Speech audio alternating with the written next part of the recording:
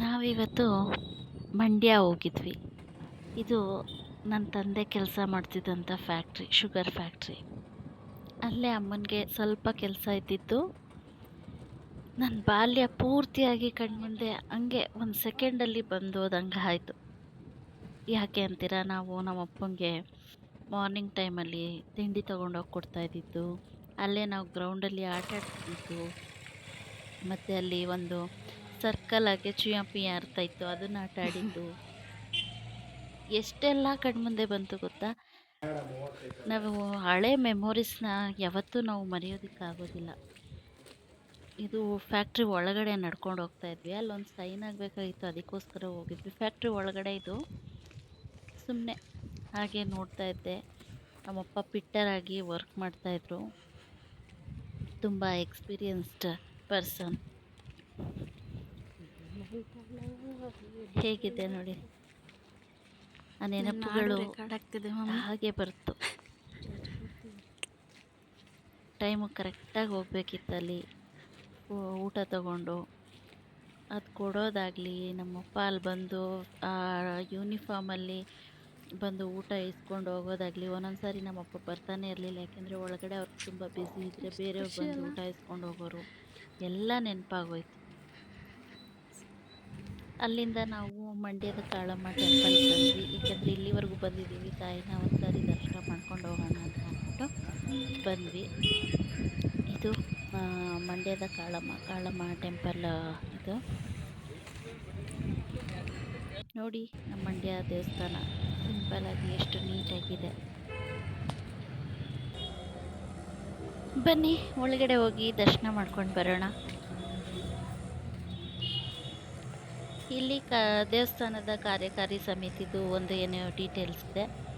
ಮತ್ತು ಹಾಗೆ ಮುಂದೆ ಬಂದ್ವಿ. ತಾಯಿದು ಗರುಡಗಂಬ.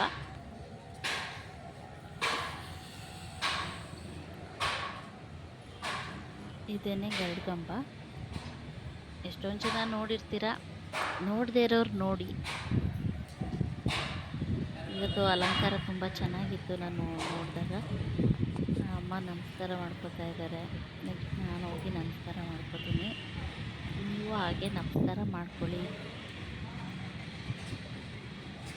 ತುಂಬ ಗಾಳಿ ಇರೋ ಕಾರಣ ಅಲ್ಲಿ ಹಚ್ಚಿರೋ ದೀಪ ಬೆಳಗ್ತಾ ಇಲ್ಲ. ಅಮಾವಾಸ್ಯೆನಲ್ಲಿ ಇಲ್ಲಿ ತುಂಬ ರಶ್ ಇರುತ್ತೆ. ಹೆವಿ ರಶ್ ಇದ್ದರೆ ಎಷ್ಟೋ ಜನ ಇಲ್ಲೇ ತಾಯಿನ ನಮಸ್ಕಾರ ಮಾಡಿಕೊಂಡು ಪೂಜೆ ಮಾಡಿಕೊಂಡು ಹೊರಟು ಬಿಡ್ತಾರೆ. ಬನ್ನಿ ಒಳಗಡೆ ಹೋಗೋಣ, ಅಮ್ಮನ ದರ್ಶನ ಮಾಡೋಣ. ದೇವಸ್ಥಾನದ ಒಳಗಡೆ ಇವಾಗ ನಾವು ಹೋಗ್ತಾ ಇದ್ದೀವಿ.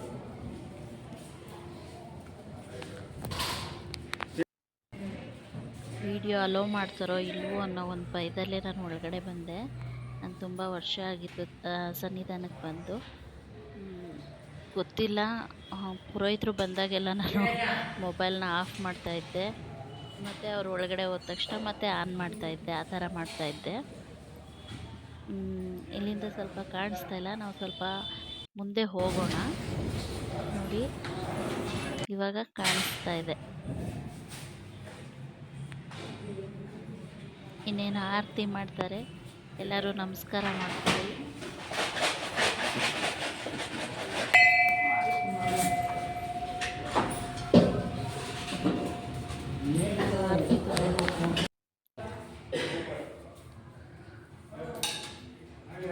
ತಾಯಿ ಮಂತ್ರ ಅಲ್ಲಿ ಹಾಕಿದ್ದಾರೆ.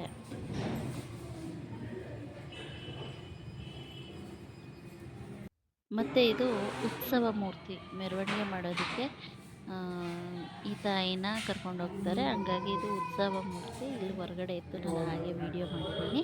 ಎಲ್ಲರೂ ದರ್ಶನ ಮಾಡ್ಕೊಳ್ಳಿ, ಎಲ್ರಿಗೂ ಒಳ್ಳೆಯದಾಗಲಿ. ಹೊರಗಡೆ ಬಂದರೆ ಯಥಾ ಪ್ರಕಾರ ನಾಗರಕಲ್ಲಿದೆ. ಮತ್ತು ಇಲ್ಲಿ ಒಂದು ಬಸವ ಕೂಡ ಇದೆ. ಬಸವನ ಒಂದು ಸುತ್ತಾಕೊಂಡು ಬರೋಣವಾ?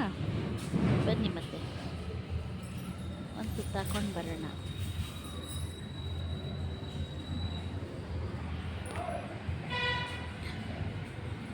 ಎಲ್ಲರೂ ಬಸವನ ಹಿಂಬದಿನ ನಮಸ್ಕಾರ ಮಾಡಿ ಹಿಂಬದಿಲಿ ಹಚ್ಚಿರುವಂಥ ಪೇಂಟೇ ಹೊರಟೋಗಿದೆ. ಆ ರೇಂಜ್ಗೆ ಜನ ಮುಟ್ಟಿ ನಮಸ್ಕಾರ ಮಾಡಿರ್ತಾರೆ. ನೋಡಿ, ಪೇಂಟೇ ಹೊರಟೋಗಿದೆ ಅಲ್ಲಿ. ಬಸವನ 4 ಕಾಲನ್ನು ದರ್ಶನ ಮಾಡ್ಕೊಂಡ್ರಾ? ಬನ್ನಿ, ಇಲ್ಲಿ ಬಿಸಿಲು ಮಾರಮ್ಮನಿದೆ, ಹೋಗೋಣ. ಈಗ ಅಲೋ ಮಾಡ್ತಾರೋ ಇಲ್ವೋ ಗೊತ್ತಿಲ್ಲ.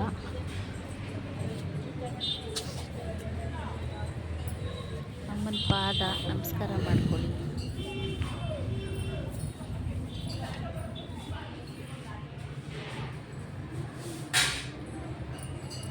ಇಲ್ಲೂ ಅಲೋ ಮಾಡ್ತಾರೋ ಇಲ್ವೋ ಅಂತ ಹೆದರಿಕೆಯಲ್ಲೇ ವಿಡಿಯೋ ಮಾಡಿರೋದು ಇದು. ಏಕೆಂದರೆ ಕೆಲವೊಂದು ಸನ್ನಿಧಾನಗಳಲ್ಲಿ ಅಲೋ ಮಾಡಲ್ಲ, ಹಾಗಾಗಿ ಭಯದಿಂದನೇ ವಿಡಿಯೋ ಮಾಡಿದ್ದೀನಿ.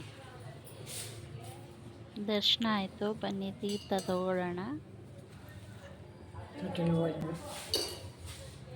ಸ್ವಲ್ಪ ಹೊತ್ತು ಕೂತು ಅಮ್ಮಂದು ತಗೊಳ್ಳೋಣ. ಸ್ವಲ್ಪ ಹೊತ್ತು ಕೂತು ಹೊರಗಡೆ ಹೋಗೋಣ. ಇದು ಅಲ್ಲಿರುವಂಥ ಗಣೇಶ, ವಿಘ್ನ ವಿನಾರಕನಿಗೆ ಒಂದು ನಮಸ್ಕಾರ ಮಾಡ್ಕೊಳ್ಳಿ.